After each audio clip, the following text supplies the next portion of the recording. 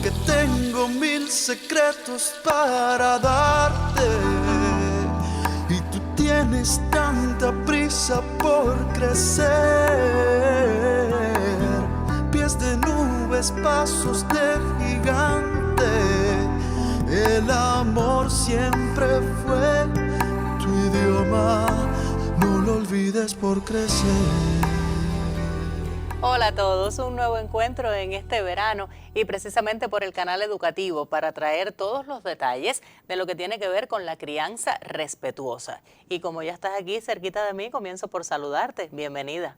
Un gusto inmenso. Gracias por estar junto a nosotros. Recuerde que la crianza respetuosa es un proyecto que usted puede encontrar habitualmente en redes, pero que afortunadamente en estos tiempos lo tenemos en el canal educativo y yo creo que va a permanecer. Qué bueno, eso es una muy buena noticia. Cómo no, porque son muchos los seguidores que ya tenemos en este programa y por supuesto ha sido muy útil esta temporada que todavía no termina. Estoy conversando con Rosanne Castellanos. Recuerde que ella es doctora en psicología, profesora titular precisamente de la Facultad de Psicología de la Universidad de La Habana y además una de las gestoras del proyecto Crianza Respetuosa. En el programa anterior quedamos en que íbamos a dedicar esta emisión a uno de los temas más importantes, yo creo, si hablamos acerca de la crianza respetuosa, y es precisamente la relación escuela y hogar y escuela crianza respetuosa sobre todo. A ver, Rosanne, entonces vamos a entrar ya en materia. Muchas de las personas que practican la crianza respetuosa, que están queriendo comenzar en estos pasos o que ya llevan un tiempo practicándola, pues se muestran preocupados, porque evidentemente todo el que tiene relación con los niños y los adolescentes, pues también deberían estar al tanto de estos procesos. ¿Es realmente así? O sea, es importante que las instituciones educativas, dígase escuelas, círculo infantil y otros espacios donde están los niños desde el punto de vista educativo, también tengan que ver con este proceso de la crianza respetuosa. Sí, claro, es una preocupación realmente muy legítima, porque como ya hemos explicado desde el inicio a lo largo de todos estos programas, empezar a practicar una crianza respetuosa supone cambios importantes en el tratamiento a niños, niñas y adolescentes, y una vez que los cuidadores dan el paso, es decir, cuando empiezan a de un modo u otro cambiar algunas cuestiones relacionadas con el tratamiento a los niños, pues inmediatamente surge la preocupación de que en todos los entornos en los que los niños se desarrollan deberían recibir obviamente ese mismo trato, porque no tiene ningún sentido que nazcan en un ambiente familiar donde los cuidadores estén tratando de ajustarse a esta nueva manera de tratar a los niños con mucho más respeto, con mucha más dignidad, y que luego desde que ellos se institucionalizan, que es muy pronto, si pensamos en que un niño ya puede empezar en círculo infantil o en guardería desde un poquito más del año, ya ahí están en manos de otros cuidadores que los van a tener a lo largo de todo el día, y en la escuela pues muchísimo más tiempo, es un largo camino una vez que un niño se escolariza, todo el sistema educacional, y están al cuidado de otros adultos que de alguna manera, incluso cuando son pequeñitos, los niños van buscando la sustitución de los vínculos. O sea, todo el mundo sabe que cuando el niño llega al círculo, por ejemplo, a la adaptación, de alguna manera escoge a alguna educadora que es con quien más se afilia, si los niños van haciendo sus apegos, y así va a ser siempre. Es decir, los niños van necesitando que ese adulto cuidador que está en esos entornos educativos, aunque no es familia, y los niños lo saben desde pequeños, pues también le den el mismo trato, y que se dé una falta de coherencia, pues no sería de ninguna manera lógico, porque además estamos hablando de enfoque de niño como sujeto de derecho, que quiere decir que donde quiera que haya un adulto con un niño, debe darle ese mismo enfoque de que el niño esté empoderado en el ejercicio de sus derechos, y por tanto sí es una preocupación completamente legítima y es justo, ¿no?, que trabajemos también en todos los entornos donde los niños se desarrollen. Y teniendo en cuenta la experiencia del propio proyecto, tu experiencia en cuanto al proceso de la crianza respetuosa, ¿en qué momento pudiéramos decir que estamos en la actualidad? ¿Cómo está ahora mismo ese proceso? Bueno, a ver, hemos explicado que el cambio de crianza tradicional a crianza respetuosa es un proceso. es un proceso que lleva tiempo, que además es bueno que lleve ese tiempo porque de no hacerlo así, es decir, se corre un poco el riesgo de hacer cambios formales y no realmente sentidos, convencidos. Entonces, cada quien tiene que irse tomando su tiempo. Claro, a nivel de las instituciones que tienen como misión cuidar de los niños, no es tanto como que, por ejemplo, un maestro quiera o no, como puede un padre, una madre de familia, porque hay encargos del Estado en relación con ponerse al día con todas estas cuestiones, y quizás hay determinados entornos, como por ejemplo la escuela, que tenga que apurarse un poquito más. Pero sí tenemos que estar claros de que todos somos los mismos seres humanos, que estamos viniendo de una crianza tradicional a una crianza respetuosa, y que esto en todos los entornos va a llevar tiempo, solo que hay que ponerse al día, hay que tener una disposición, una actitud de ponerse al día. Y yo creo que de alguna manera, y hay muchos maestros, hay muchos educadores que están posicionados ante conocer todo esto y dar los cambios, pero no debe ser solamente que el educador o el maestro quiera o no quiera, sino que también debe venir de arriba hacia abajo algunos nuevos encargos, algunas nuevas misiones relacionadas con todo esto. Y en ese punto estamos, en esa suerte de sensibilidad en el que también pues ya sea una cuestión más dirigida, y al mismo tiempo ya también el mismo despertar que vemos en la sociedad a nivel de las familias, de los cuidadores de las familias. También hay muchas personas, de hecho yo lo veo en las capacitaciones, es decir, esa avidez de mucho personal docente en relación con ponerse al día con todo esto. Entonces, en ese punto estamos, un punto de transición en la que también hay que tener paciencia, porque todos tenemos que ir poco a poco entendiendo esto y convenciéndonos de esto de corazón. Dicho esto, Rosagne, acerca de la etapa de transición, me parece importante comentar con la familia. Entonces, en este minuto, ¿qué retos tenemos por delante?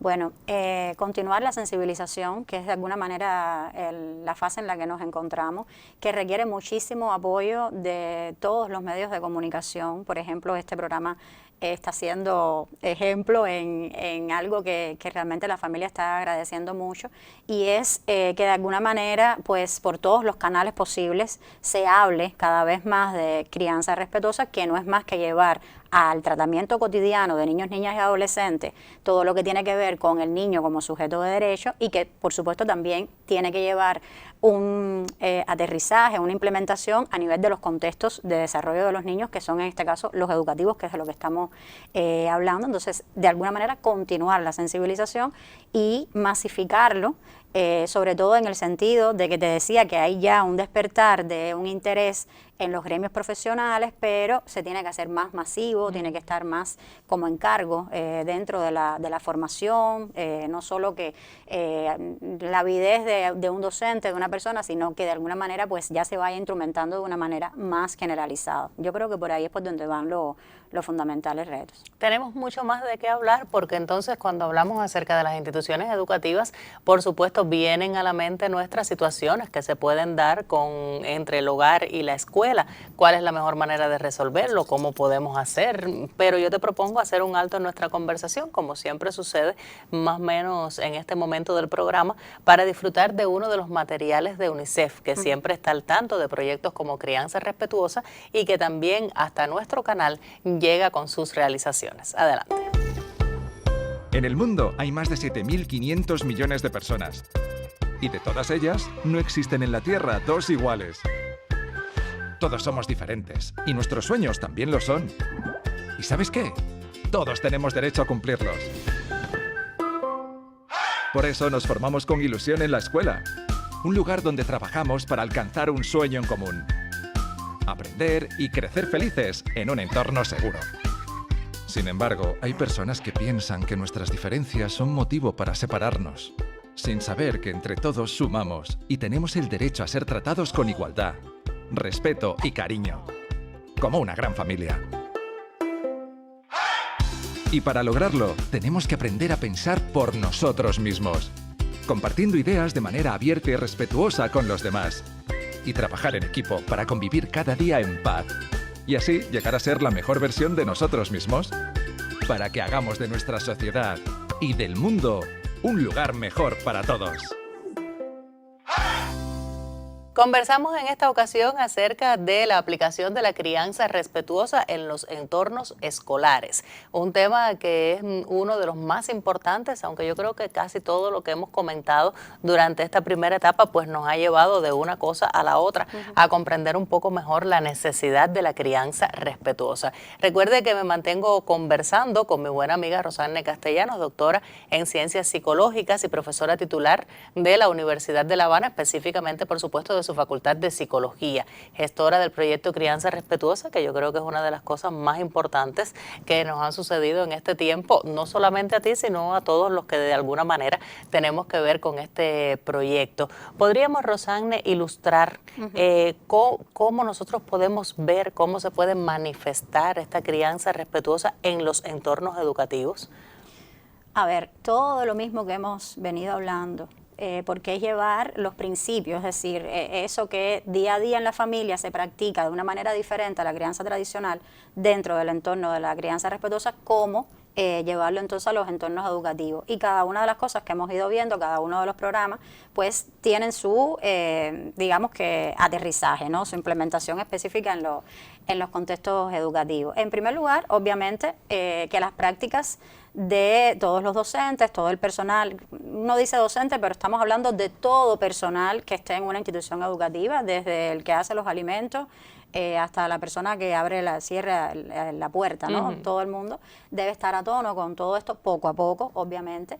Y lo primero es que no exista ningún tipo de violencia, porque la crianza tradicional legitimó, naturalizó que gritarle a un niño, darle un trato que supuestamente se fundamentaba en que había que requerirlo para que aprendiera, estaba aprobado, estaba naturalizado. Y eso llega también a las escuelas porque somos los mismos seres humanos, insisto.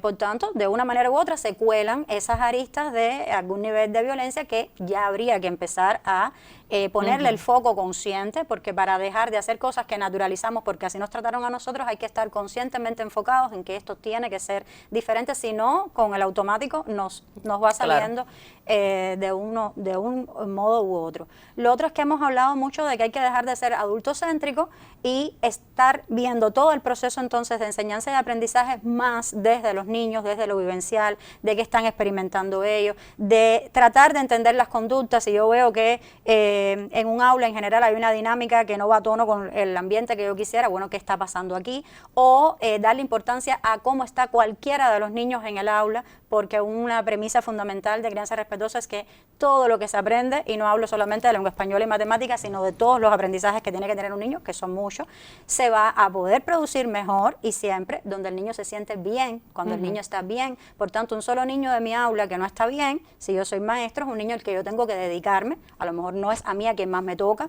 porque a lo mejor es a la familia, que tienen que buscar una orientación profesional, lo que sea, pero todos los niños deben estar a gusto, deben ir a la escuela con deseos de pasarla bien en la escuela, y eso es algo que entonces también habría que ir viendo. Y toda la rutina de organización de la escuela obviamente tiene que continuar, igual que hay normas, hay límites, hay horarios en el ambiente familiar, y la escuela tiene las suyas, y los niños además saben que la casa y la escuela tienen cada uno los suyos y que no siempre coinciden totalmente, pero el niño lo sabe y lo respeta cuando está siendo bien educado, pero que todo eso tiene que estar más en consonancia con el niño o el adolescente, es decir, hay que tomar muchísimo más en cuenta eso. Y lo otro es que quizás otra de las cosas fundamentales a la hora de aplicar crianza respetuosa es que hay que aprovechar todo momento para generar aprendizaje y no solo requerir.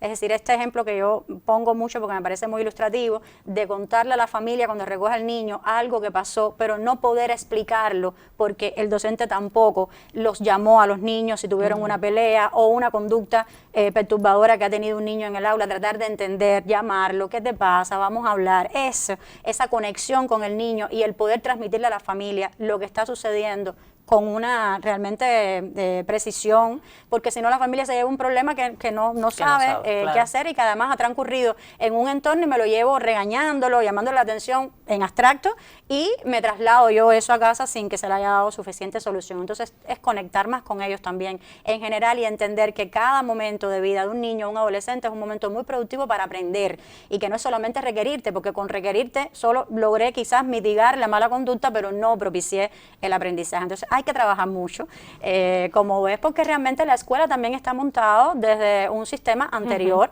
y todo tiene que ir progresivamente cambiando.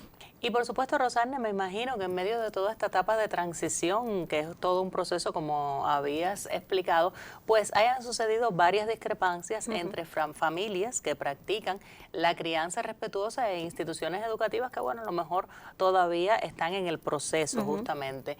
¿Qué debe hacer la familia ante estas situaciones? ¿Cuál sería la mejor manera de actuar en estos casos? A ver, respeto y paciencia, que son dos pilares de la crianza respetuosa. El respeto realmente para todas las interacciones humanas ayuda muchísimo, y ambas partes, tanto familia como escuela, tienen que saber el punto en el que nos encontramos.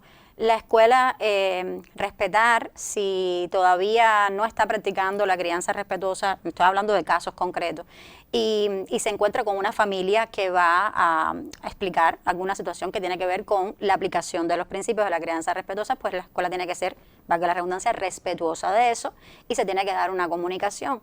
Asimismo, la familia tiene que entender que esto es un proceso, y la manera en la que se vayan a hablar todas estas cuestiones también tiene que ser respetuosa.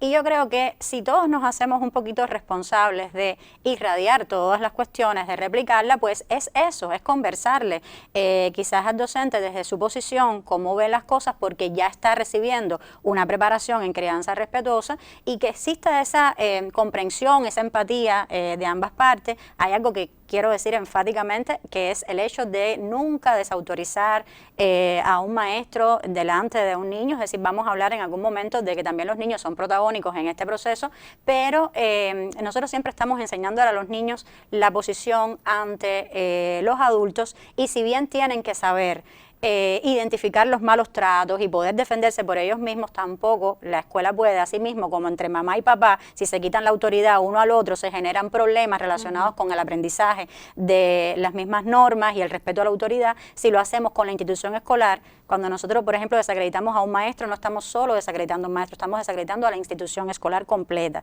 Entonces tampoco eso es conveniente, y hay que tener ese tacto y esa manera, digamos que muy sensata de cómo conducir las cosas, y no quiere decir que el niño esté ajeno a lo que está ocurriendo, porque a veces si yo tengo que defender un derecho que siento que se está vulnerando en el niño, tengo que explicarle al niño lo que está ocurriendo, pero de una manera que el niño entienda las posiciones de cada parte, y un reconocimiento quizás, así a lo mejor un maestro tiene que reconocer algo, conversar algo, dar algún cambio, y se le hace ver al niño como un proceso humano, igual que uno como mamá se confunde y le pide disculpas por algo, de esa misma manera puede ocurrir. Es decir, hay que hacerlo todo con mucha sensibilidad, con mucho tacto, con mucha cautela, y no se trata de violentarse uno al otro, porque ya no sería así, sería totalmente contraproducente que estemos tratando de practicar crianza respetuosa y que los propios adultos entre sí, por diferencias en relación con la aplicación de todo esto, pues no lo hagan de buenas maneras. Entonces yo creo que esa es la vía fundamental. Claro, y eso es muy importante lo que dices, porque también existe una tendencia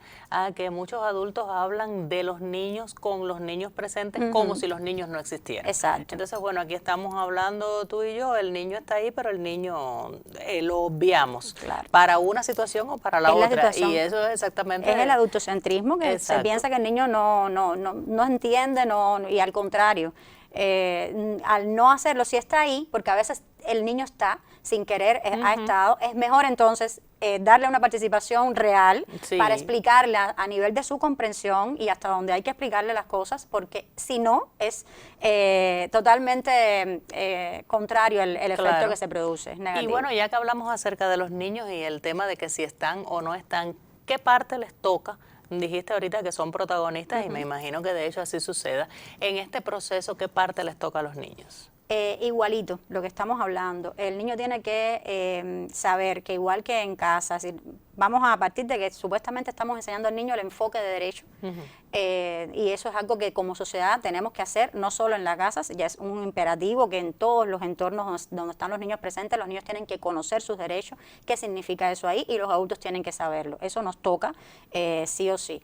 Y entonces un niño que ya empieza a dominar sus derechos, nosotros lo vamos a empoderar a que pueda darse cuenta de cuando sus derechos están siendo vulnerados y pueda de buenas maneras hacer un reclamo sobre esa vulneración de derechos. Es decir, estamos hablando de un niño que va a ser quizás más cuestionador en la escuela y por eso la escuela tiene que estar preparada para eso, para no tomárselo a mal, sino escuchar el reclamo, la posición del niño ante cualquier cosa y darle la respuesta que toque, igual que le decimos a la familia, no temerle a eso, no estamos perdiendo autoridad por eso, se le va a responder lo que hace falta, donde hay algo que yo tengo que reconocer, lo reconozco y punto. Estamos hablando de eso, de cambiar el sistema de interacción, y eso implica un cambio real en la mentalidad de los adultos en relación con el tratamiento de la infancia. Y donde no toque y el niño esté equivocado, porque muchas veces va a estar equivocado, igualmente de buenas maneras, hacérselo ver. Entonces se trata de eso, de empoderarlo, pero también de decirle que en ese empoderamiento, igual que en casa los adultos son la autoridad, aunque tú estés empoderado, y te lo vamos a estar haciendo ver todo el tiempo,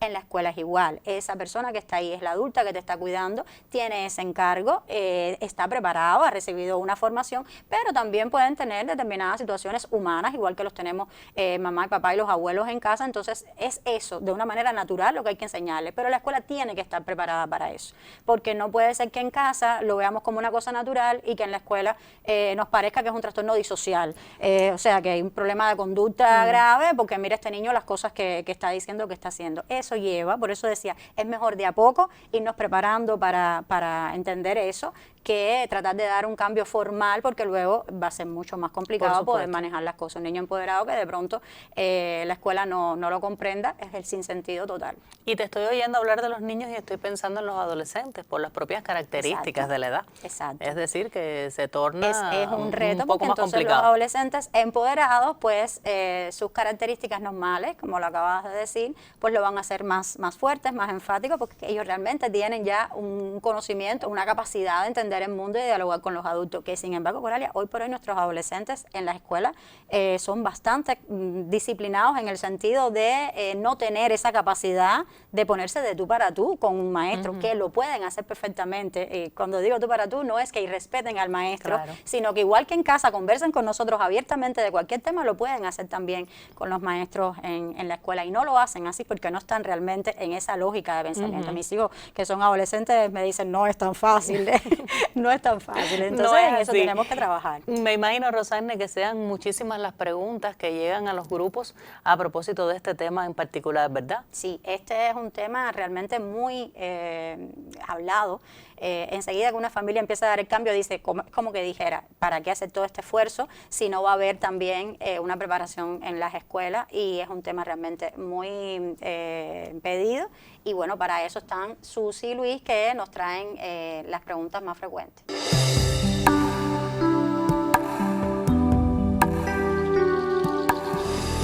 Hola, soy Susana y tenemos la sección de preguntas con la primera, que es: ¿qué hacer con las quejas frecuentes que me da la maestra de mi hijo?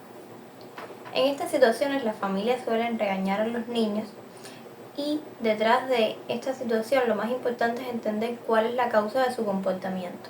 Por ello, cuando le preguntamos a la maestra qué está pasando con el niño, es importante también pedirle que observe en qué condiciones se manifiestan esos comportamientos, qué cree ella que puede estar relacionado, y por nuestra parte también buscar las causas de qué puede estar sucediendo con el niño. A veces el comportamiento del niño tiene que ver directamente con una situación que ha pasado en la escuela o con una situación en particular, pero muchas veces también se expresa por un malestar que tiene el niño por ejemplo, el divorcio de los padres, la emigración de un cuidador, tensiones que hay en la casa. Entonces, esto quiere decir que el comportamiento negativo que puede estar teniendo un niño en el aula no solo puede tener que ver directamente con lo que está pasando en la escuela. Por ello, la importancia que más que regañar la conducta, lo que debemos hacer es buscar las causas para trabajar sobre esas causas y que el comportamiento pueda mejorarse. Y que sobre todo, de la mano de familia y escuela, ambas puedan mejorar la situación. En un segundo punto sería la pregunta de ¿qué hago si mi hijo me cuenta que se siente maltratado en la escuela? Bueno, en ocasiones sucede que a veces los niños se sienten mal o se sienten maltratados por alguna situación que ha acontecido en la escuela, y quizás directamente no es un maltrato, pero lo importante es que sí sepamos detectarlo para ayudar al niño a que entienda y vea la situación de una manera diferente, o en efecto, si algunos manejos en el aula pueden hacerse de una manera diferente para que él se sienta mejor. Y en caso de que en efecto sí corresponda a que ha habido algún maltrato a nivel de escuela, es necesario hablarlo con la maestra o con el maestro en buenos términos, no en busca de un conflicto o de quién tiene la culpa, sino en busca de cómo nosotros vamos a resolver esta situación donde mi hijo se siente maltratado.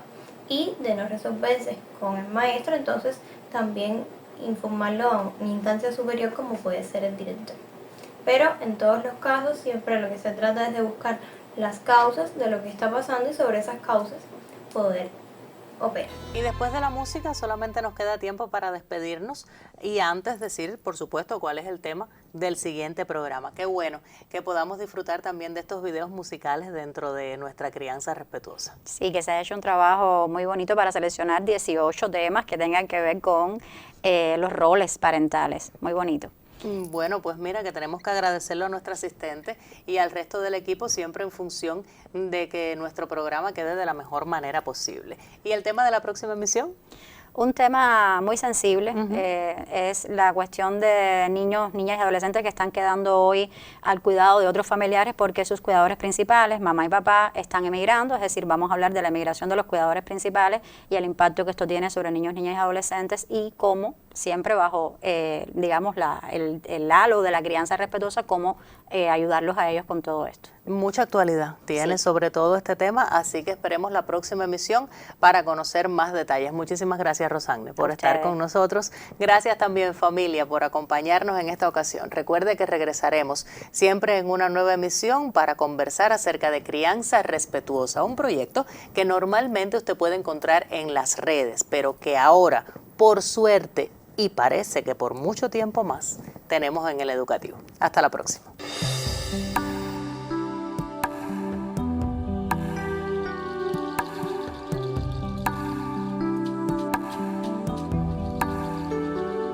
Porque tengo 1000 secretos para darte y tú tienes tanta prisa por crecer. Pies de nubes, pasos de gigante. El amor siempre fue tu idioma. No lo olvides por crecer.